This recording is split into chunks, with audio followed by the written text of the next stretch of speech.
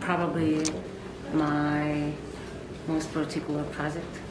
But I think it's something that it had a special evolution in me, because, well, I'm coming from Priorat, and I'm coming from Martinet. I used to work with my father there, and the Priorat has a special soil called Dicoreda that is dramatic, stony, magic, something special, really special. So the wines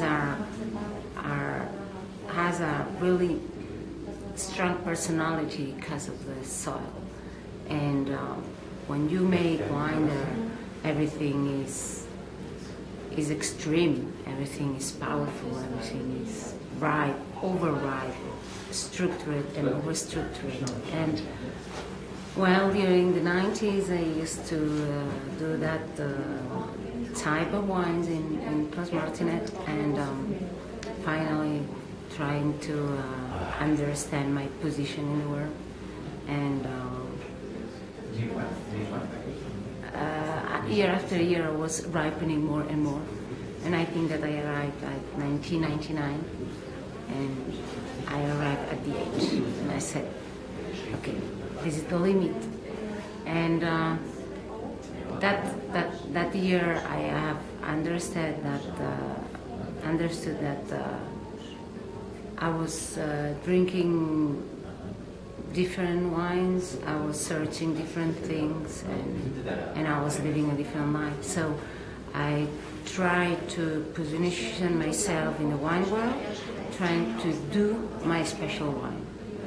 And I chose Monsanto because it was so close to Priorat, but it was completely different.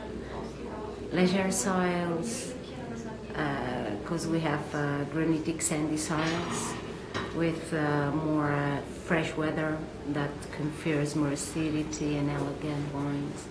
Probably more closer wines, not so voluptuous and seductive wines, if not more, I don't know, that limit between the mystery and something else, you know. And that was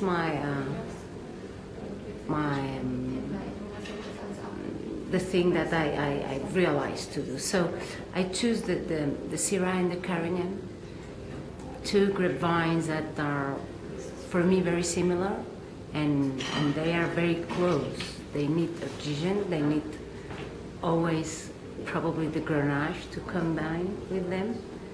But I was convinced about these grapevines because for me it was more important the things to tell through the wine that the drinkability of the wine or the quality or what the people could say about the wine. So I put together, and probably I made one of the most difficult wines to understand. So finally the wine was evolutioning, I think, as me, and we have arrived at 2004, and then René, my husband, was joining with me the project. So in that moment I permit him to decide some things about the project and to collaborate with me, and of course he decided with Grenache to make the wine more drinkable or understable. And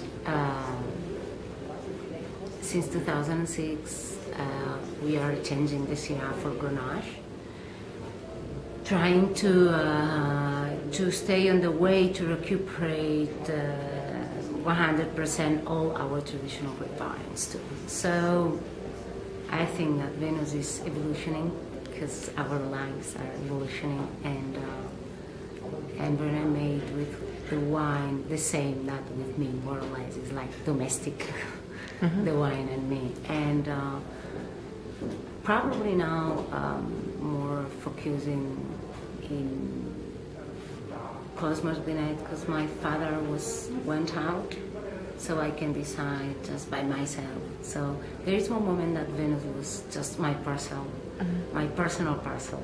Now it's something that I do with my family, my husband and kids. And Clos Martinet, I joined with my parents and sister and brothers, but probably there I can decide more. So my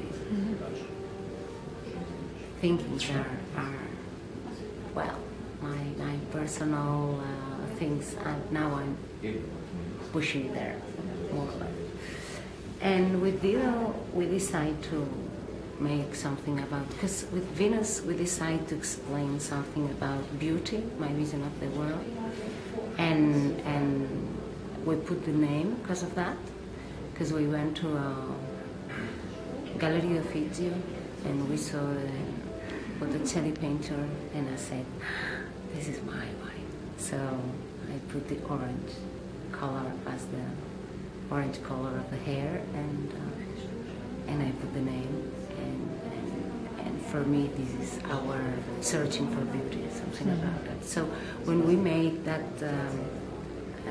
more approach wine, more from young vines, that the special wine that you can share with your friends in a party, something more drinkable too.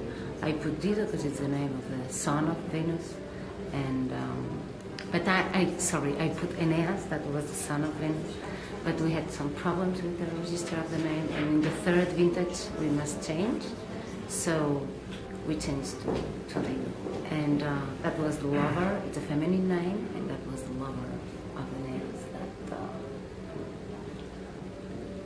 That wine is mainly Grenache in that sense, because it's more sensitive and it's more drinkable and it's more sweet and can talk perfectly about our Brunetic style, Sandy, so elegant, like a princess, it's something.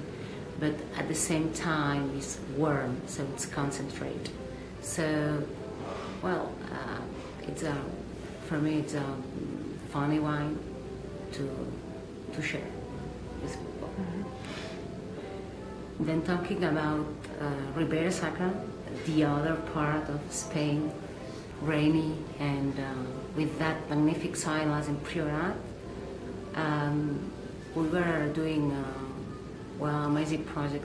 Maybe because we were not the owners and they permitted us to make fantasy with the wine, and they say if you could, how you make the wine, without responsibility, and we start to think about extreme things. So finally, after 8 years, we are making the white wines in concrete eggs, something fantastic. When you enter into the cellar, you can see it's like dinosaur eggs, something like that, because they are like these great eggs, in the cellar. And this is La Pola, it's our white wine, and that fantastic organic form makes that the leaves are in constant movement, so it confers a really nice mouth. Because in La Pola we are working with Treixadura, Colgadeira, Godello, and Dona Branca, and probably just Godello can be a 100% really amazing wine, but the others are approaching something, there. But finally, La Pola is our little white wine, and I think that this movement of the leaves and this organic form, it's something that helps the wine to express itself. And then a part of this wine and the reds, we put in these foeders, the Alsatian ones for whites,